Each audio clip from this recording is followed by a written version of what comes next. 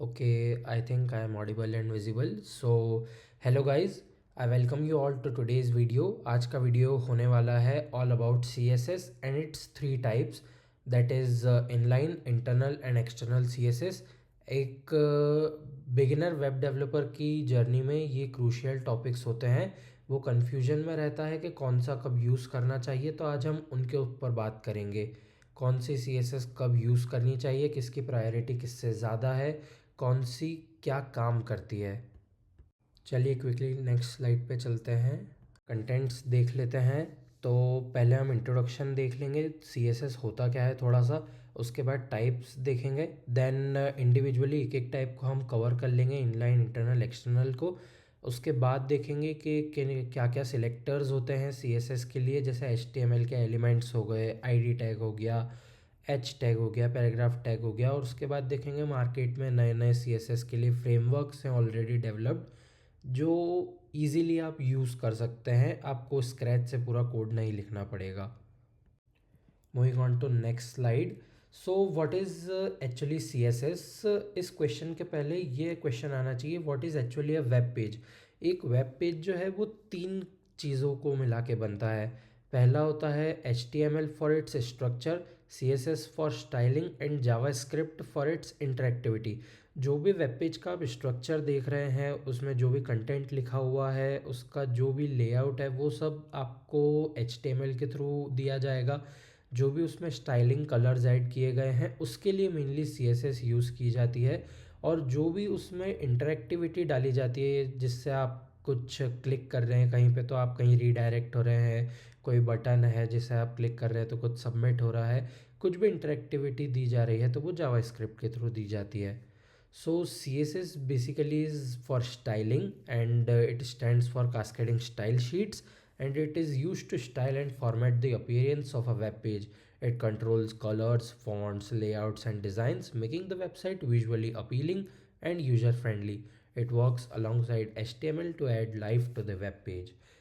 Exactly, अगर एक ईंट पत्थर से आप घर बना दोगे तो कोई भी उसमें रहना नहीं चाहेगा फ्रेंकली। अगर आप अच्छे कलर्स कर देते हैं, उसमें इंटीरियर कर देते हैं अच्छा, तो वो अपीलिंग बनेगा और ज़्यादा विजिटर्स आएंगे, ज़्यादा लोग, उसकी प्राइस बढ़ेगी। So same is with CSS। CSS जो है वो लाइफ होती है किसी भी वेब पेज की। Moving on to the next slide, let us look at types of CSS।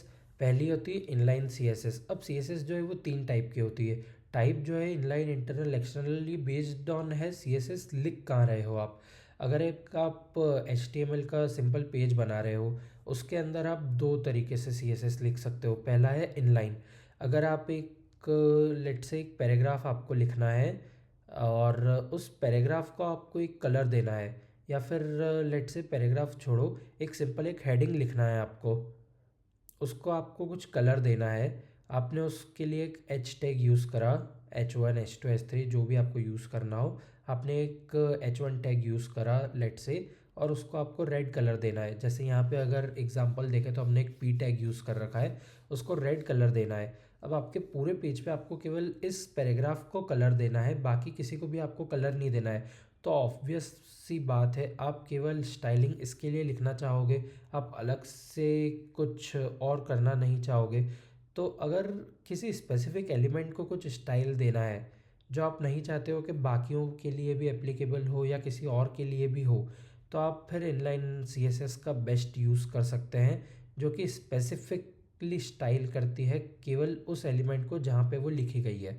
जैसे पैराग्राफ है, this is a red paragraph, colour आपको देना है रेड, तो आपने P टैग लगाया, उसको उसके अंदर स्टाइल का यूज़ करा, स्टाइल एट्रीब्यूट का। स्टाइल एट्रीब्यूट में आपने कलर प्रॉपर्टी का यूज़ किया, कलर को दे दिया आपने, स्पेसिफाई कर दिया रेड।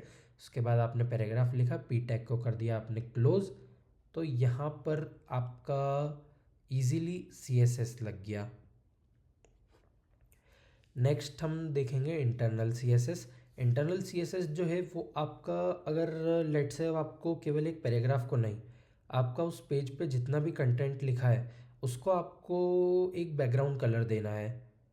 तो वो किसी एक एलिमेंट को नहीं देना है आपको, आपको उस पेज पे जितने पैराग्राफ्स लिखे हैं हर पैराग्राफ को देना है, पूरे पेज को बेसिकली देना है आपको। तो आप हर पैराग्राफ के पीछे जाके बैकग्राउंड कलर तो नहीं लिखोगे इनलाइन सीएसएस का यूज़ करके। इसके लिए अपन यूज़ करेंगे इंटरनल सीएसएस। इंटरनल सीएसएस जो है वो एचटीएमएल पेज के हेड टैग के अंदर स्टाइल टैग लगा के यूज़ की जाती है। हेड टैग जो है, हेड से हेड, उसके अंदर स्टाइल टैग जो रहता है उसके अंदर अपन पूरी इंटरनल सीएसएस लिखते हैं। तो स्टाइल टैग के अंदर अपन ने बॉडी सिलेक्टर का यूज़ करा, बॉडी टैग को अपने को, बॉडी जो है उसके अंदर जितना भी कंटेंट रहता है अपना वेब पेज का वो आता है। तो अपने को पूरा वेब पेज को बैकग्राउंड कलर लाइट ब्लू देना है, लेट से यहाँ एग्जांपल जो दिया है उसके हिसाब से मैं बता रहा हूँ। तो अपन ने बॉडी के अंदर बैकग्राउंड कलर प्रॉपर्टी यूज़ करी सीएसएस की, एंड उसे दे दिया लाइट ब्लू, स्टाइल टैग कर दिया क्लोज। इससे क्या होगा, अपने पूरे वेब पेज को इंटरनल सीएसएस की हेल्प से हमने बैकग्राउंड कलर दे दिया लाइट ब्लू। अब एक्सटर्नल सीएसएस कब यूज़ की जाती है? बेस्ट प्रैक्टिस है यूज़ करने के एक्सटर्नल सीएसएस। ये जो इनलाइन और इंटरनल सीएसएस है ये बेसिकली यूज़ की जाती है, लेकिन ये एक सिंगल वेब पेज तक के लिए ज़्यादा अच्छी है, या फिर स्पेसिफिसिटी के लिए ज़्यादा अच्छी है। अब अगर आपको number of web page, multiple web pages के लिए आपको स्टाइलिंग देनी है, जो कि किसी भी वेबसाइट में अगर आप देखो तो एक सिंगल वेब पेज की वेबसाइट्स बहुत कम होगी, कमर्शियल वेबसाइट्स जो बनती है, नंबर ऑफ़ वेब पेजेस उसमें ज़्यादा ही रहते हैं। अगर आपको हर वेब पेज के लिए कुछ स्टाइलिंग करनी है, अब हर वेब पेज पे जाके वेबसाइट के कोई पैराग्राफ है, कोई फुटर है, उस कोई हेडर है उस पेज का जिसकी आपको स्टाइलिंग सेट करनी है, तो आप हर एचटीएमएल पेज में जाके ना स्टाइल टैग यूज़ करोगे हेड के अंदर, ना हेडर टैग के अंदर आप जाके उसकी इंडिविजुअल इनलाइन स्टाइलिंग करोगे। आप चाहोगे कि मैं एक बार स्टाइल लिखूं, एक बार सीएसएस लिखूं इसके लिए, और वो सबके लिए सेट हो जाए सारे वेब पेजेस के लिए। ऐसा करने के लिए अपन यूज़ करेंगे एक्सटर्नल सीएसएस का। External CSS is written in a separate CSS file and it is linked to the HTML document using a link tag.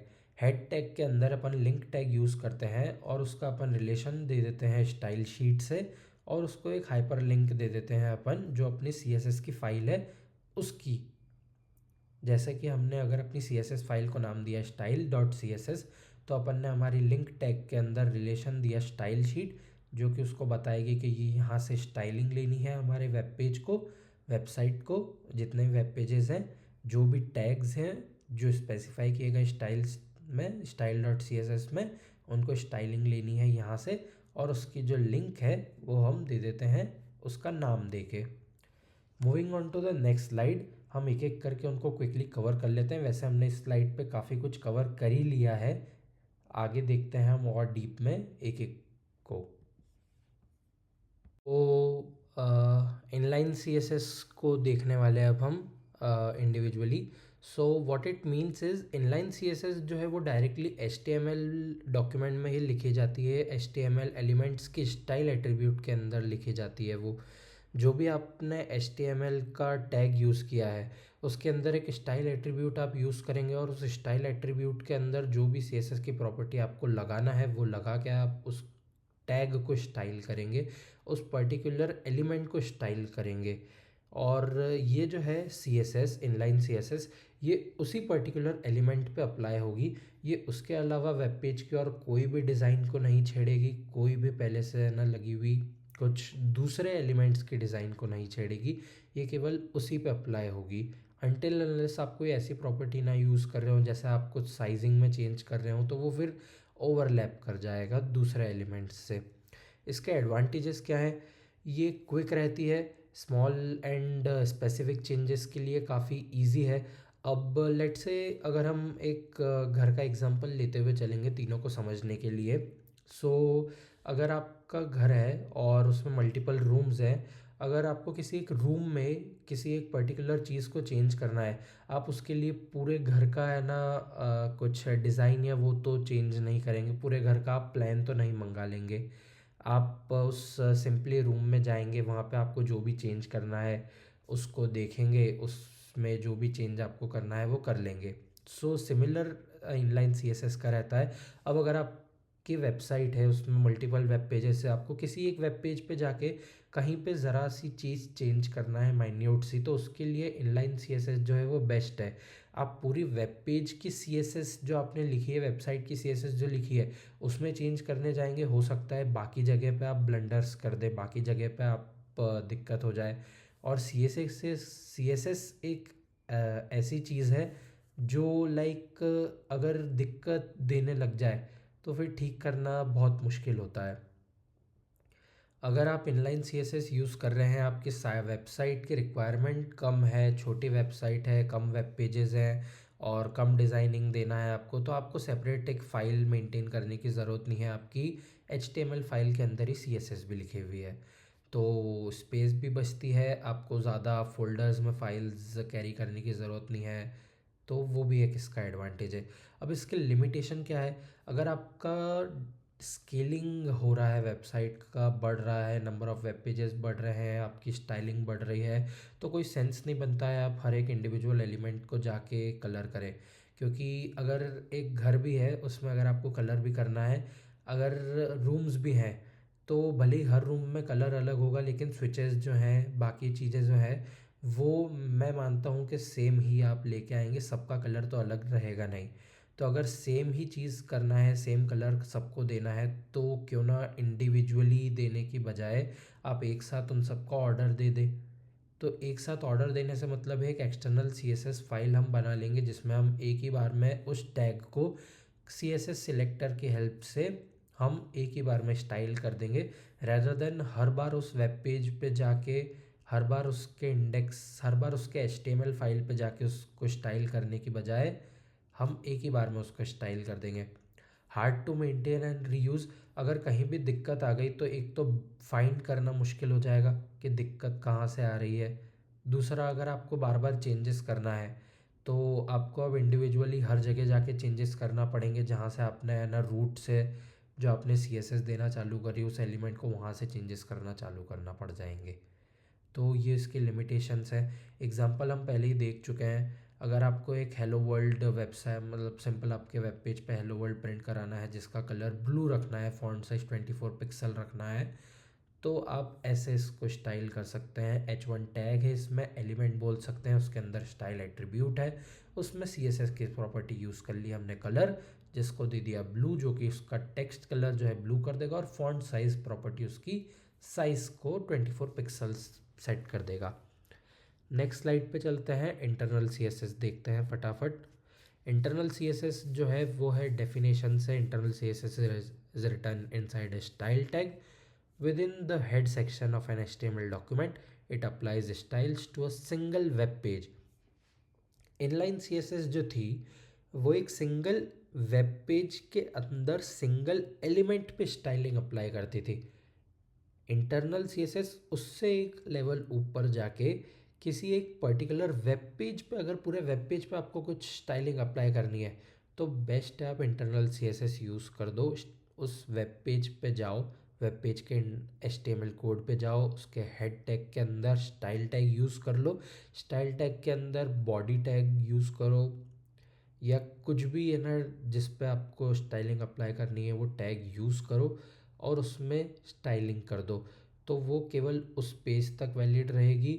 अगर आपने कुछ एक्सटर्नल सीएसएस फाइल में कुछ और भी लिखा है तो वो उसको ओवरलैप कर जाएगी। ये हम आगे प्रायोरिटी वाइज में भी देखने वाले हैं। इसका एडवांटेज ये है, provide centralise control over styles for one specific page. अगर आपको किसी एक पेज पे स्टाइलिंग करनी है तो वो आपके पास उसका कंट्रोल दे देती है इंटरनल सीएसएस। इनलाइन सीएसएस आपको किसी एलिमेंट का कंट्रोल देती है, इंटरनल किसी आपको पूरे वेब पेज का कंट्रोल दे देती है। अगर घर का एग्जांपल देखें तो आपको अगर किसी रूम में कुछ अलग ही अतरंगी सा करना है, आपको कुछ चेंजेस करना है, आपको उसको लेट से, आप घर के छोटे बेटे हो, आपको उसको एक गेमिंग रूम बनाना है, आपको उसमें कुछ अलग लाइट्स लगानी है, डार्क थीम कुछ करना है, तो आप कर सकते हैं वो। तो वो आपको डिसाइड करना पड़ेगा क्या करना है, आप पूरे घर से उसको मैच नहीं कर सकते हैं। अगर आपको एक रूम में ही चेंजेस करना है पूरे रूम में, तो आपको उसको अलग से स्टाइल करना पड़ेगा। आप जो पूरा घर स्टाइल कर रहे हैं उसके साथ, उस प्लान के साथ नहीं चल सकते हैं। अगर उस पर्टिकुलर रूम को आपको स्टाइल करना है, अलग से आप उसको स्टाइल कर दीजिए। कोई एक्स्ट्रा एक्सटर्नल फाइल्स लिंक करने की ज़रूरत नहीं पड़ेगी। आप सारा काम उस रूम के अंदर ही कर पाएंगे, with in that room. So with in that file हम पूरा काम कर पाएंगे।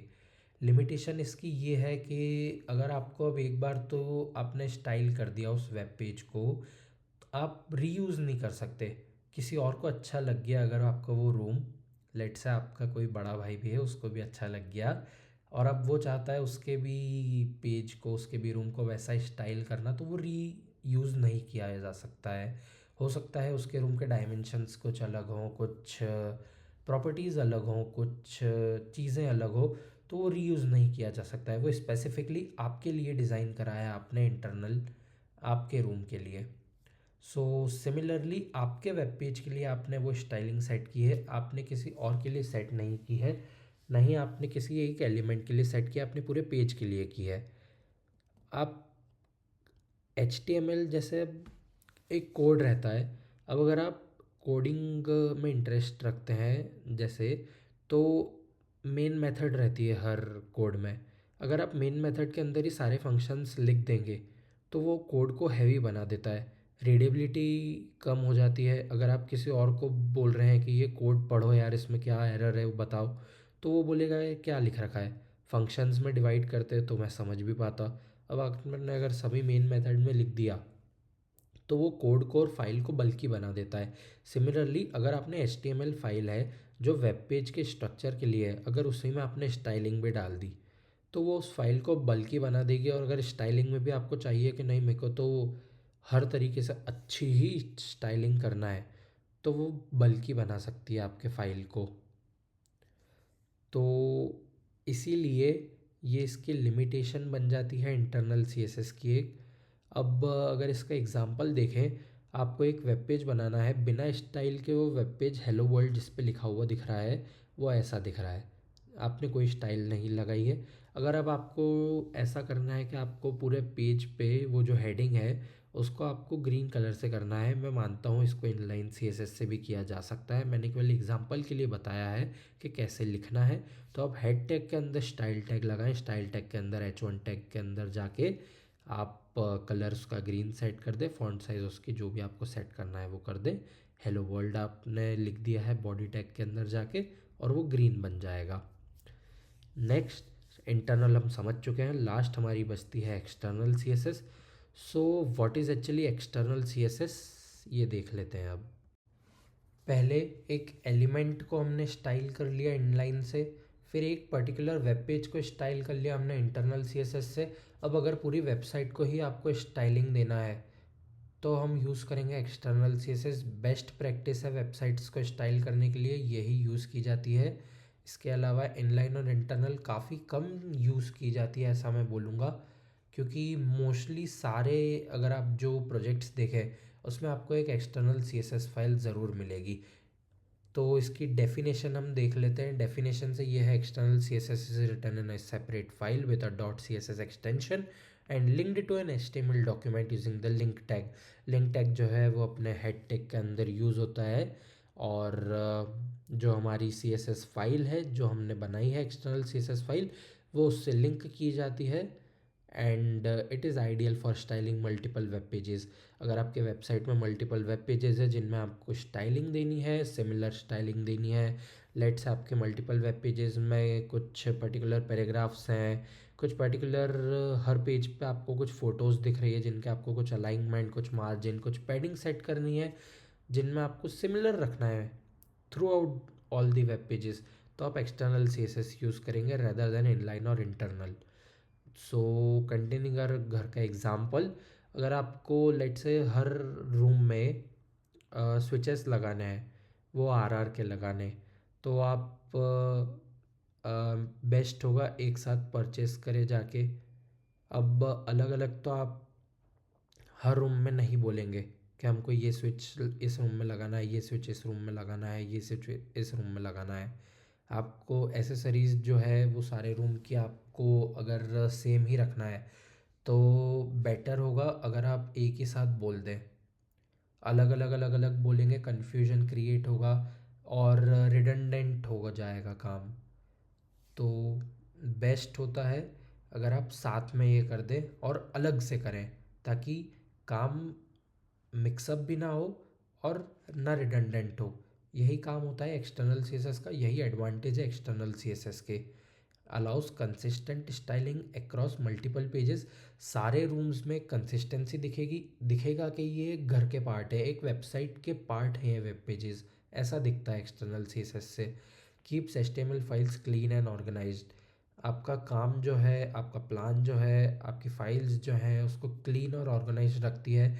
अगर एचटीएमएल फाइल्स है तो उनमें केवल स्ट्रक्चरिंग रहेगी, सीएसएस फाइल है तो उसमें केवल स्टाइलिंग रहेगी। अगर आप किसी डेवलपर को, फ्रंट एंड डेवलपर को देंगे ये फाइल समझने के लिए, वो इजीली हैंडल कर पाएगा, समझ पाएगा और आपकी थॉट प्रोसेस को वो रिवर्स इंजीनियर कर पाएगा कि इनने कैसा सोचा होगा। लिमिटेशन क्या होती है? लिमिटेशन यही है कि आपको एक सेपरेट सीएसएस फाइल बनाना पड़ेगी, और अगर वो CSS file for some reason, अगर आप लिंक उसकी सही नहीं कर पाए, कुछ नाम में आपने गड़बड़ी कर दी, और या तो वो फाइल अगर डाउनलोड नहीं हुई है, कुछ हुआ है, तो स्टाइल डिस्प्ले नहीं हो पाएगी। इनलाइन और इंटरनल में ऐसा नहीं होता है, क्योंकि अगर वेब पेज खुल रहा है तो डेफिनेटली स्टाइलिंग भी होगी ही उसमें, क्योंकि वो उसी वेब पेज का पार्ट है। सो अगर देखा जाए तो हमने एक फ़ाइल सेव की है jnj_css.css नाम से। उसमें एक बॉडी टैग, बॉडी सिलेक्टर्स जो है उसे प्रॉपर्टी दी है बैकग्राउंड कलर।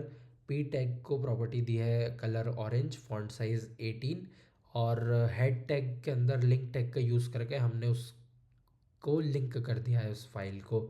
सो काफ़ी इजी है और काफ़ी लॉजिकल है। इनलाइन, इंटरनल और एक्सटर्नल का डिफरेंस भी अगर हम सोचें तो इनलाइन जो है स्पेसिफिसिटी देती है, इंटरनल जो है वो थोड़ा ब्रॉडर वर्जन है स्पेसिफिसिटी का। थोड़ा सा अगर आपको ब्रॉड व्यू लेना है, अगर एक पेज के बारे में सोचना है तो इंटरनल, अगर आपको पूरी वेबसाइट के बारे में सोचना है तो एक्सटर्नल। नेक्स्ट हम देखते हैं, अगर हम एक्सटर्नल सीएसएस यूज़ करें या कोई से भी सीएसएस यूज़ करें तो सीएसएस के अंदर सिलेक्टर्स क्या होते हैं। Selectors are used to select the HTML elements you want to style. अब एचटीएमएल के एलिमेंट्स जो रहते हैं, जैसे पैराग्राफ हो गया, जैसे बॉडी हो गई, बॉडी, पैराग्राफ, ये सब बहुत कॉमन है। अगर आपको किसी फॉर्म के अंदर किसी फील्ड को आपको स्टाइल करना है तो आप उसको यूनिक आईडीज़ दे सकते हैं।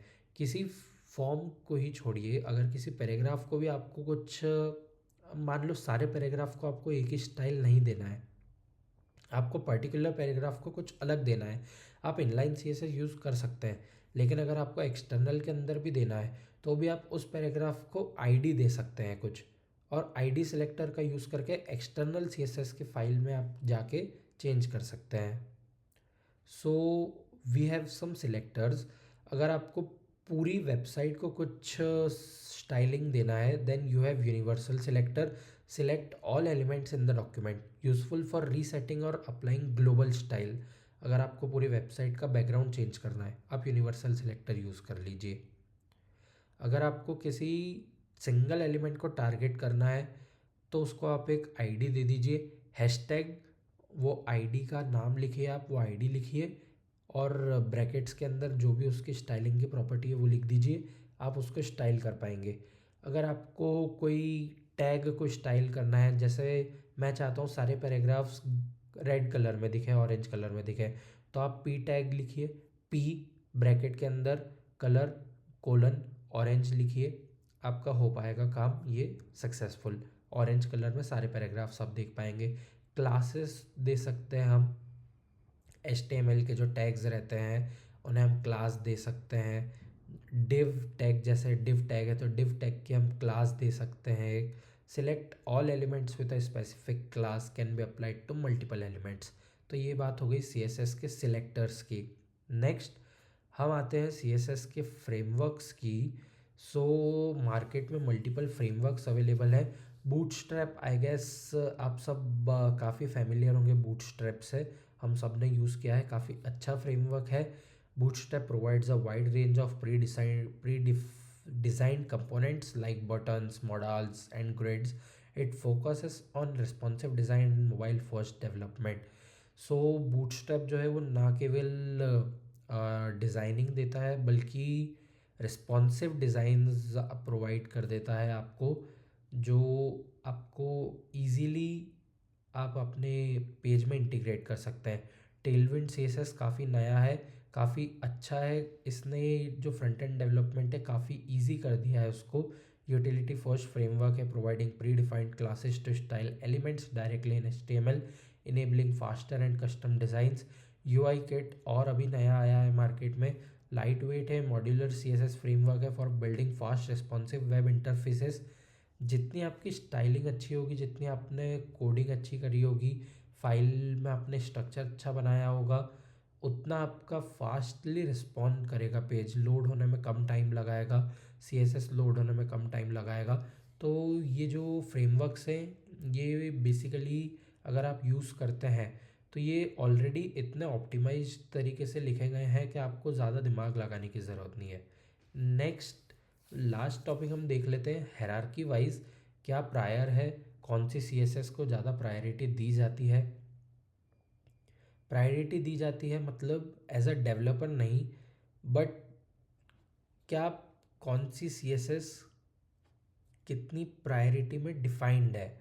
तो अगर आपने किसी एलिमेंट को इनलाइन CSS दे रखी है, लेट से मैंने किसी पैराग्राफ को इनलाइन CSS में रेड कलर से स्टाइल किया है, इंटरनल CSS में मैंने उस सेम पैराग्राफ को ऑरेंज से किया है, और अगर एक्सटर्नल CSS में भी मैंने उस पैराग्राफ को स्टाइल किया है ग्रीन से, तो उस पे जो कलर आएगा वो आएगा रेड, क्योंकि प्रायोरिटी वाइज इनलाइन CSS जो है स्पेसिफिसिटी से डिफाइन किया जाता है। ये इनलाइन CSS सबसे ज़्यादा प्रायर होती है, फिर आती है इंटरनल, फिर आती है एक्सटर्नल। अगर आपने किसी एलिमेंट को इनलाइन CSS दे रखी है वो मोस्ट प्रायर है, किसी को आपने इंटरनल दे रखी है ओवर एक्सटर्नल, तो इंटरनल वाली जो CSS है वो अप्लाई की जाएगी। तो ये एक आप पिरामिड तरीके का सोच सकते हैं। इनलाइन सबसे टॉप पे आता है, मोस्ट प्रायर, इंटरनल उसके नीचे और एक्सटर्नल सबसे नीचे। नेक्स्ट सिलेक्टर्स की अगर देखें, ID सिलेक्टर जो है, अगर आपने किसी लेट से पैराग्राफ को ID दे रखी है कुछ, और अगर आपने ID से कुछ स्टाइलिंग दे रखी है तो वो सबसे ज़्यादा हाई प्रायोरिटी पर रहेगी, then class, then element. Same as this three types of CSS, same is the role for selectors also. जो सिलेक्टर्स के बेसिस पे अगर आपको प्रायोरिटी वाइज डिफाइन करना है तो आप सिलेक्टर्स के बेसिस पे भी डिफाइन कर सकते हैं। अब एक CSS आपको प्रोवाइड करता है एक इम्पॉर्टेंट टैग करके। The important tag in CSS is a way to give a CSS property a higher priority, overriding other conflicting styles even if they are applied using more specific selectors। अब मान लीजिए अगर आपने एक element को ID दे भी दी, लेकिन अगर आपने क्लास को स्टाइल करके उसके आगे इम्पॉर्टेंट टैग लगा दिया, आपकी जो CSS की फाइल है उसमें आपने इम्पॉर्टेंट टैग लगा दिया, तो इम्पॉर्टेंट टैग ये बताएगा कि ये वाली CSS ज़्यादा हाई प्रायोरिटी के है, इसको अप्लाई कर दो।